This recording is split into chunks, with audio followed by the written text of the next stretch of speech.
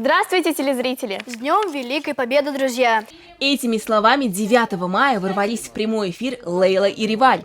В течение целого часа на главном телеканале республики работали самые молодые, самые яркие ведущие телеканала «Тамыр». Они пригласили в студию патриотов своего поколения для того, чтобы узнать, насколько важен День Победы спустя 78 лет.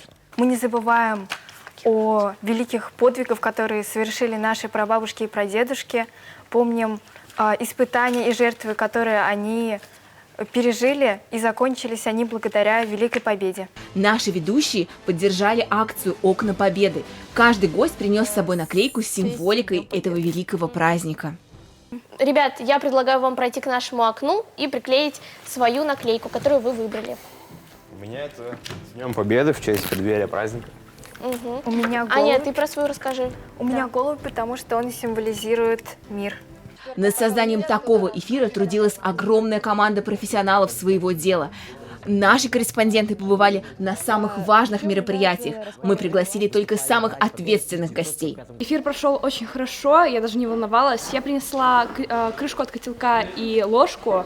О истории этих экспонатов я рассказала на прямом эфире.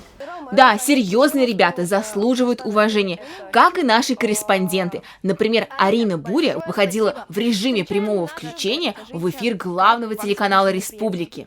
Ребята, привет! С Днем Победы, дорогие телезрители! Прямо сейчас я нахожусь на Советской площади возле памятника легендарному герою Миннегалии Шаймуратову. Утром здесь прошла торжественная церемония возложения цветов. Наш эфир был насыщен. Сюжеты, гости, прямое включение с Советской площади. Для многих ребят подобный опыт был впервые.